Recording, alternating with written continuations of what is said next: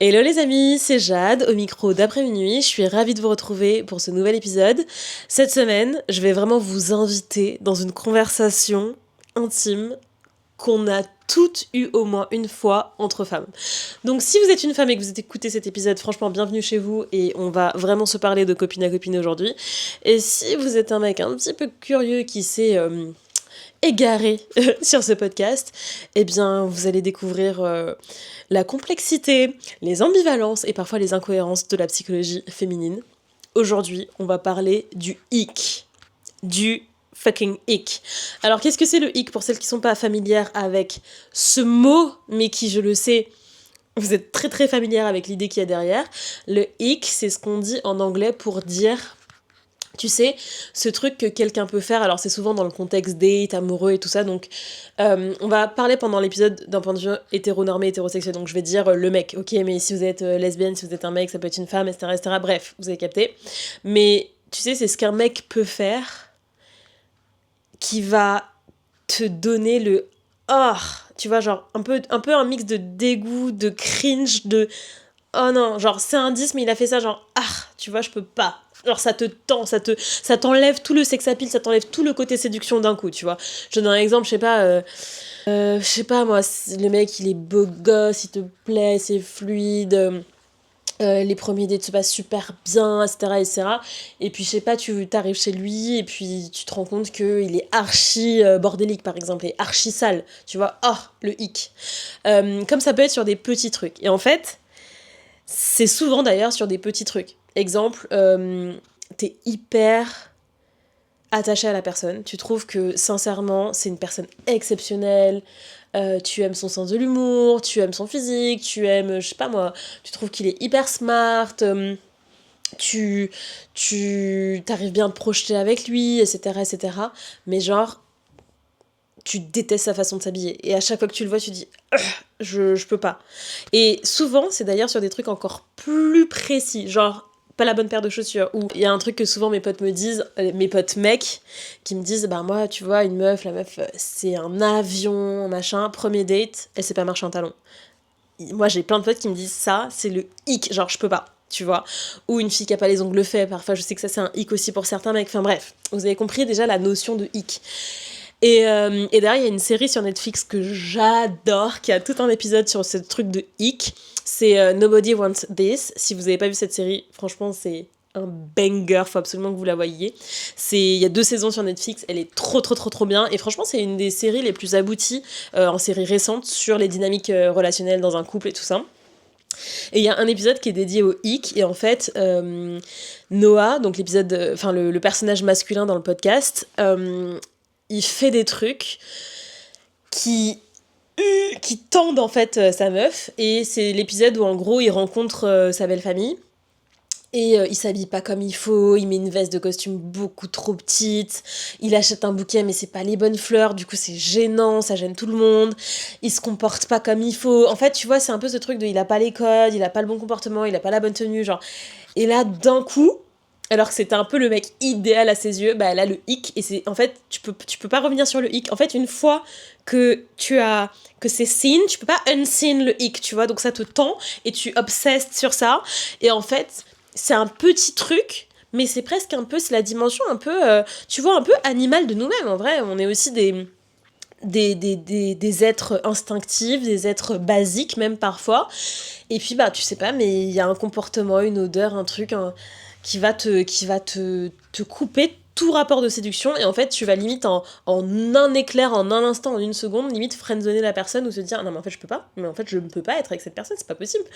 Donc voilà, je trouve ça à la fois très drôle et, euh, et très dramatique au sens premier du terme, et c'est pour ça que j'avais envie de vous en faire un épisode au-delà effectivement du côté un peu genre gossip, oh là là, putain, mais c'est un 10, mais il fait ça, donc en fait je peux pas, mais en fait vas-y, je me suis pointée au date, le gars avait des chaussures affreuses, tu vois, il y a un côté un peu drôle, mais il y a un côté que je trouve un peu dramatique en vrai, c'est quand ben, il y a une vraie relation, tu vois, la personne elle te plaît, tu développes des vrais sentiments, t'es attaché, t'as envie que ça marche, mais en fait il y a des éléments qui sont un peu inhérents à la personne qui te donnent le hic, mais fort. Et vu que c'est quelque chose de d'assez instinctif, qui est presque lié un peu, je sais pas, aux phéromones, à la corporalité. Ouais, enfin tu vois, je trouve que ça ouvre un questionnement plus profond, du coup que je voulais partager avec vous, c'est que c'est fou de voir à quel point on peut être des êtres profonds, nuancés, sensibles, où on perçoit les autres et ceux qu'on aime avec énormément de beauté, de grandeur, on est capable de transcendance, on est capable, ouais, enfin, d'aimer l'être d'une personne, tu vois, son âme, son esprit, son cœur, son intériorité, et d'être conscient que c'est ce qui compte, etc. Et dans le même temps, ben, être vraiment piégé dans parfois des petits détails. Et vraiment ne pas réussir à passer outre ces petits détails-là, tu vois. Et quand j'avais fait la scène Parlez-moi d'amour, j'étais dans le panel des experts sur Parlez-moi d'amour, qui est un talk show masculin, auquel j'ai participé il y a quelques semaines. Il y avait une des participantes qui parlait de ça, qui exprimait parfois les tiraillements qu'on a entre... Ben, sur le papier, c'est vraiment une personne avec qui j'ai envie de créer une relation, avec qui je me vois, etc. etc.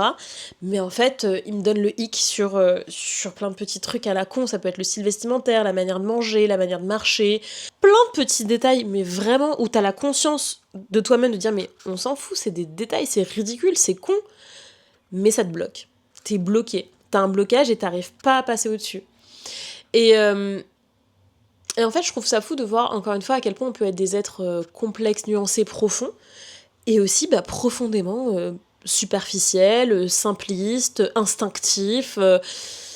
Tu vois, il y a une forme un peu un côté un peu basique, animal, où ben ouais, mais frère, j'aime pas, ça me bloque, j'arrive pas.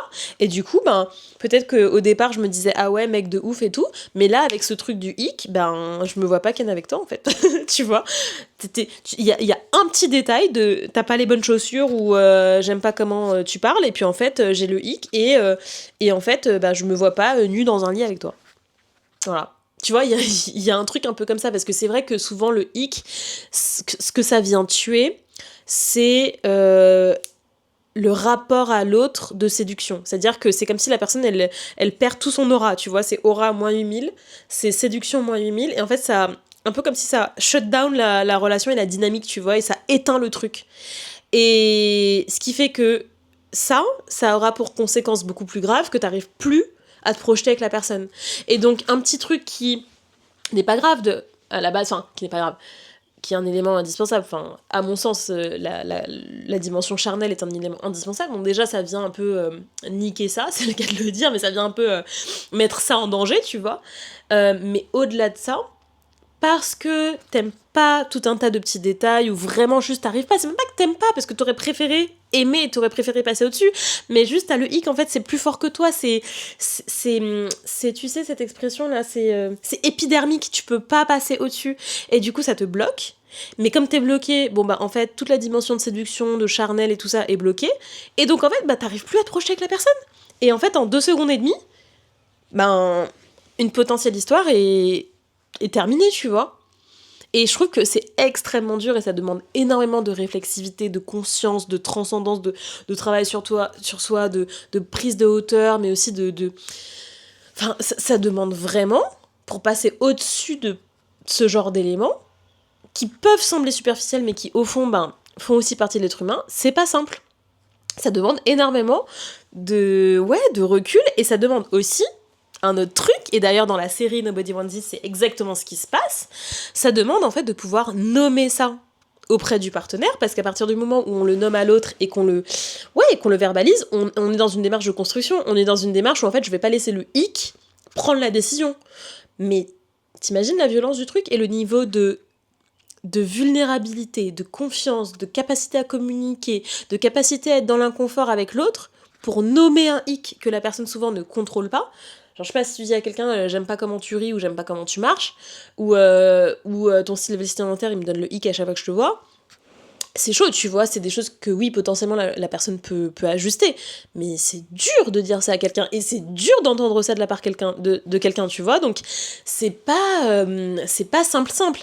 Et dans la série, en fait, c'est ce qui se passe, elle se dit, bon, en fait, c'est mort, tu vois, elle est amoureuse du gars et tout, machin, mais elle se dit, je ne vais pas réussir, enfin, c'est mort, je peux pas être avec un mec comme ça. Et lui, dans la série, il a une immense intelligence émotionnelle et sociale. Mais vraiment, c'est une des caractéristiques clés du personnage. Il est brillantissime. Et il voit bien qu'il y a un truc. Et il crée une discussion avec elle, avec beaucoup d'humour, beaucoup d'autodérision, beaucoup de conscience, beaucoup de complicité. En fait, alliance, tu vois. Et il arrive à créer une alliance, une confiance, une complicité avec elle qui est suffisamment forte pour qu'elle lui nomme les hicks. Et ils arrivent en fait à transcender ça, à en rire, et donc ils restent ensemble. Et il dit, mais en fait, en l'occurrence c'était une veste, je crois qu'il jette la veste, ou je sais plus, il fait de l'humour avec ça.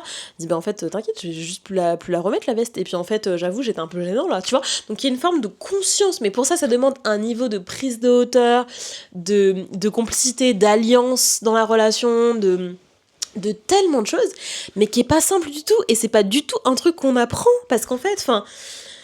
Il n'y a pas d'école de l'amour, guys. Il n'y a pas de... On n'apprend pas à être un bon partenaire, à être de bons amoureux, à bien communiquer, à mettre son ego de côté. Vous imaginez le niveau de non-ego qu'il faut avoir pour réussir à avoir ce genre de conversation sans que ça n'abîme le lien, sans qu'il y en a qui disent ah, mais en fait, si tu bloques sur des petits détails comme ça, c'est qu'au fond tu m'aimes pas. Et ce serait un discours légitime, mais ce serait aussi un discours premier degré, ce serait un discours un peu basique, tu vois.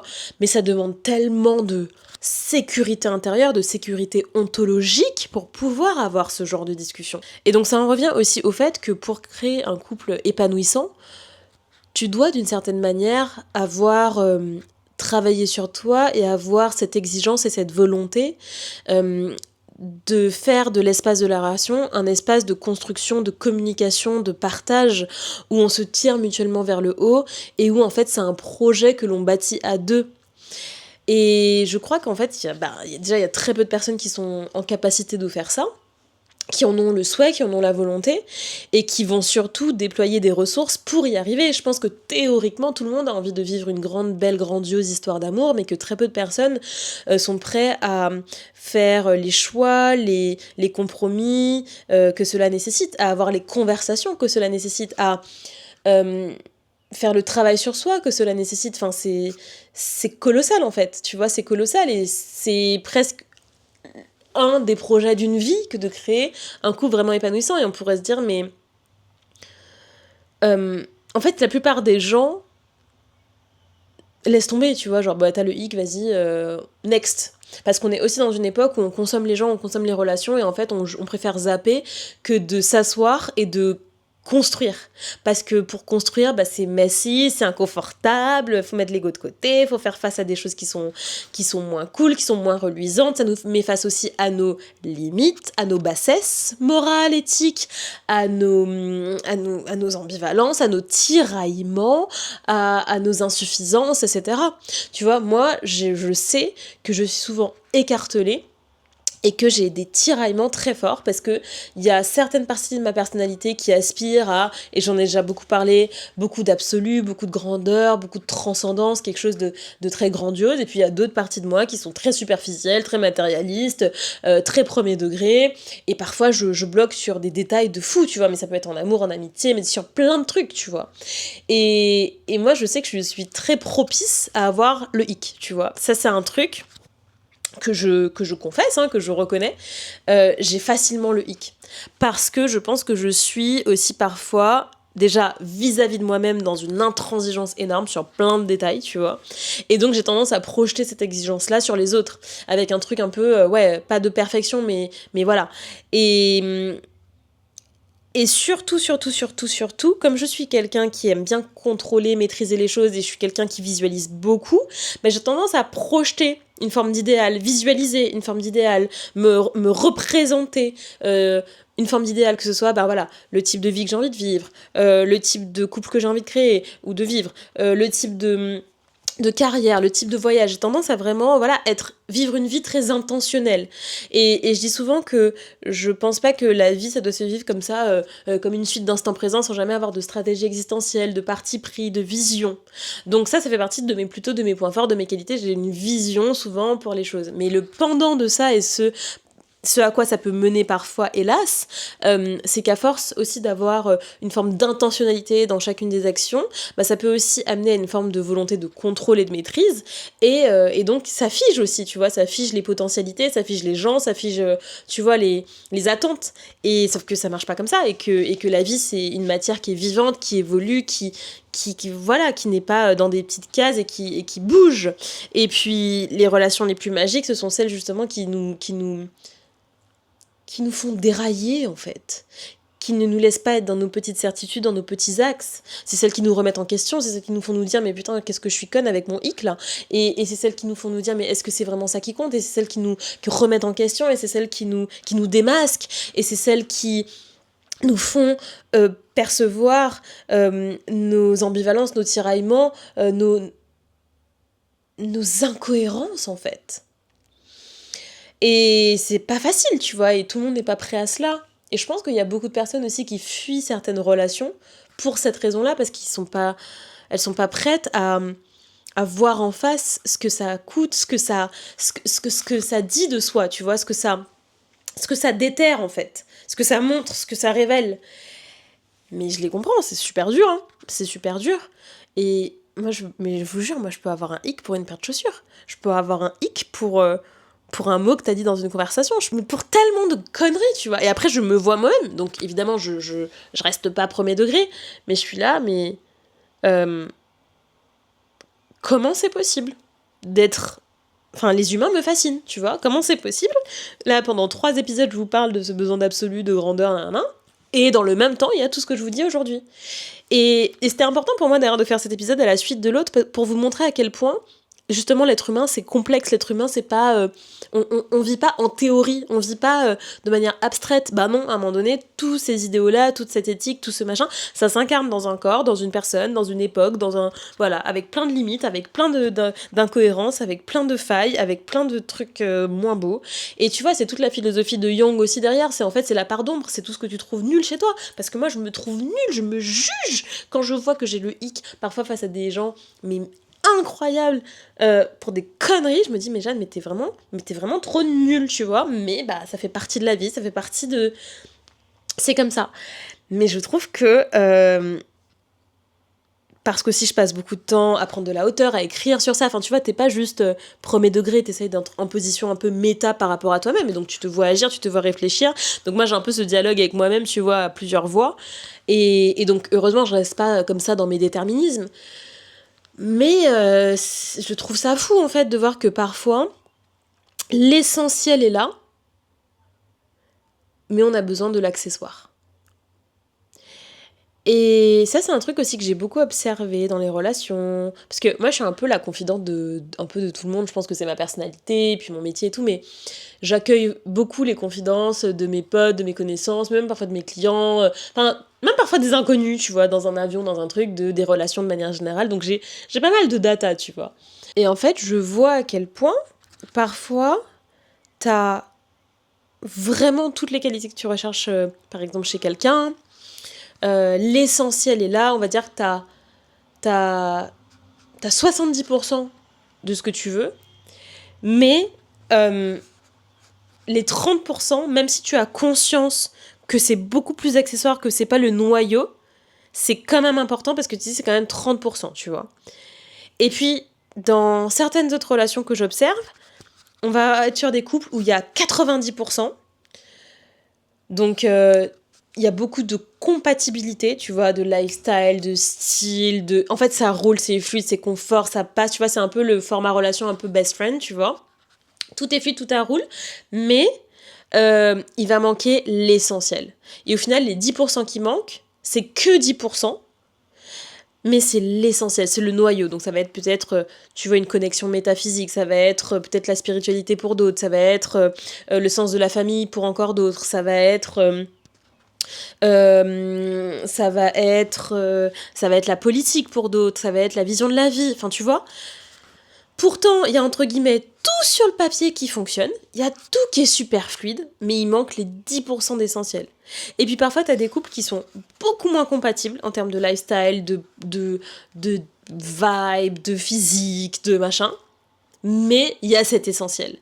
Et en fait, j'observe vachement, et on en discute tout le temps avec mes copines, cette espèce d'écartèlement, ces tiraillements que ce genre de dynamique crée, tu vois. Et tu te dis, mais qu'est-ce que je dois privilégier ? Est-ce qu'au final, s'il y a l'amour, la compatibilité de fond des êtres, ben, ça suffit et tout le reste, c'est accessoire, hic ou pas hic, tout se construit, tout s'ajuste, tout se change, tout s'ajuste, tout machin, tu vois. Genre, je peux... voilà, on peut construire autour, mais du coup, il y a tout à construire et c'est un gros chantier d'ajustement et de compatibilité à créer. Ou est-ce qu'il faut privilégier, en fait, tout est fluide, tout est machin, on s'entend archi bien, le lifestyle ça coïncide, tout est super compatible, et au final, ce côté vraiment essentiel, c'est pas grave en termes de vision, parce qu'aussi, ben, cette connexion intellectuelle, je peux l'avoir dans d'autres espaces, avec mes amis, avec ma famille, avec dans mon travail, tu vois, peut-être les valeurs, l'ambition et tout ça. Mais je trouve qu'il n'y a pas de réponse... Franchement, il n'y a pas de réponse unique, parce qu'on pourrait se dire, bah non, l'essentiel c'est d'avoir le noyau, la vision, et puis on construit tout autour. Mais il y a aussi énormément de couples, j'en connais plein, et d'ailleurs notamment, si je suis hyper honnête, beaucoup de couples qui sont mariés depuis 40, 50, 60 ans, parce que les couples de cette génération-là, où au fond, il n'y a pas forcément une connexion des âmes, des êtres, mais ça a super bien fonctionné. Ils étaient compatibles, ils ont fait des projets, une famille, ça roule quoi, tu vois, ça roule. Et puis on le voit, hein, c'est des relations souvent après 30, 40, 50 ans de mariage. Ils sont plus amis et compagnons, tu vois, c'est un peu du compagnonnage, mais ça fonctionne, c'est fonctionnel. Mais c'est pas la grande histoire absolue, l'épopée amoureuse, tu vois. Et donc c'est pour ça que je vous dis, pour moi, il n'y a pas de réponse unique. Moi, j'ai tendance à être, encore une fois, absolue. Donc moi, j'ai tendance à dire, il faut tout, tu vois. Parce que si j'ai une valeur d'exigence, j'ai une valeur d'absolu, je vais pas tout refaire le topo de ce que je vous ai dit dans les 2 derniers épisodes, mais c'est vrai que moi j'ai tendance à dire il faut tout. Et cette espèce d'idéalisme, parfois, tu vois, me rattrape aussi, crée des situations pas toujours confortables, enfin, tu vois. Après, moi j'ai que vécu des relations aussi longues dans ma vie, donc j'ai aussi quand même toujours été dans une démarche de construction. J'ai pas du tout ce truc de ça doit être parfait dès le début et ça doit être évident dès le début, mais je trouve qu'il y a quand même, tu vois, un peu des choses que tu contrôles pas, que tu maîtrises pas et dont tu es même un petit peu esclave, tu vois. Et cette histoire de hic, ah mais non, mais on n'en parle pas assez. Enfin, d'ailleurs, dites-moi s'il vous plaît, dites-moi en commentaire vos pires hic. Vos pires hic. Moi, je crois que mon pire hic, c'est les habits. En fait, je suis trop attentive aux petits détails du style. Moi, je vous jure, une mauvaise paire de chaussures, ça peut me donner le hic comme jamais. Une veste trop petite, étriquée, qui te boudine un peu là, les mecs là. Tu sais, genre, ah non, je peux pas. Je peux pas, guys. Mais c'est des trucs à la con. Mais ça peut me donner un hic monumental. Et en même temps, 1000 fois aussi dans ma vie, je me suis vue aller bien au-delà du hic parce qu'en fait, au fond, c'est pas ce qui compte le plus.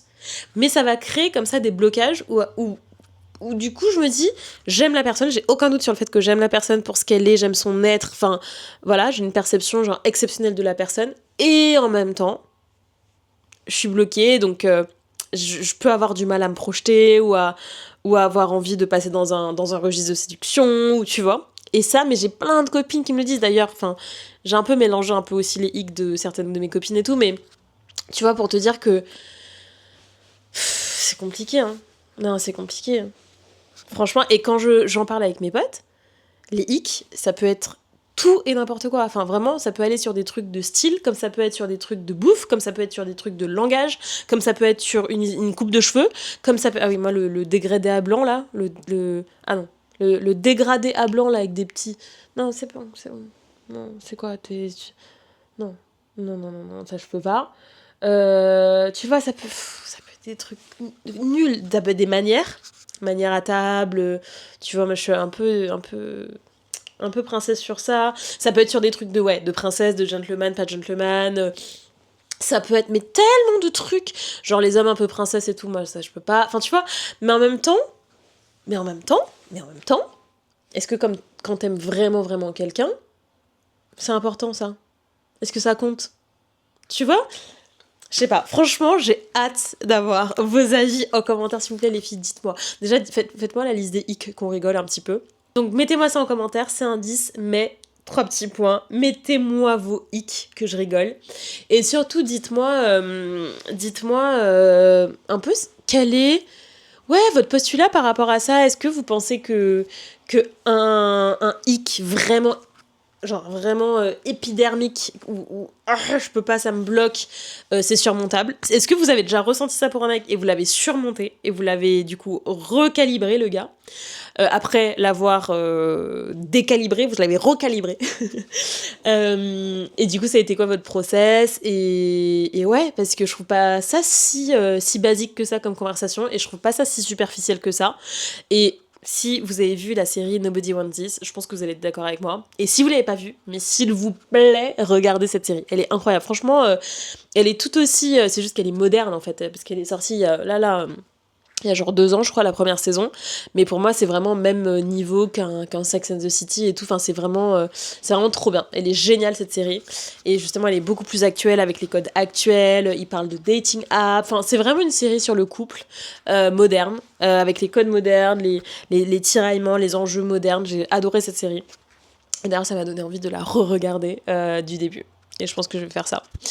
Sur ce, les amis, j'espère que cet épisode vous a plu. N'hésitez pas à mettre des petits commentaires, petite note sur la plateforme de podcast que vous utilisez. Ça fait toujours plaisir. Nous, on se retrouve la semaine prochaine pour un nouvel épisode.